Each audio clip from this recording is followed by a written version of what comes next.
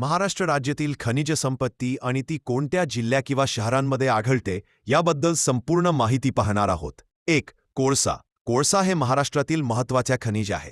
पंचसी कोळसा आढळणारी ठिकाणे चंद्रपूर, वरोरा, बल्लारपूर, नागपूर जिल्हा हा कोळशासाठी प्रसिद्ध आहे.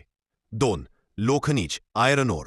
लोखनिजाचा वापर लोखंड आणि स्टील तयार करण्यासाठी होतो. पॉइंट लोखनिज आढळणारी ठिकाणे गडचिरोली, चंद्रपूर, गोंदिया. 3. बॉक्साईट. बॉक्साईटपासून ॲल्युमिनियम तयार केला जातो. बॉक्साईट आढळणारी ठिकाणे कोल्हापूर, रत्नागिरी, रायगड, सिंधुदुर्ग.